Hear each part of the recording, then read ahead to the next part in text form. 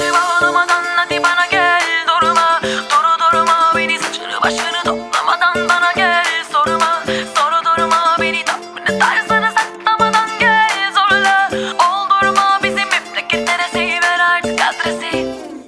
Nasıl bir galaksi?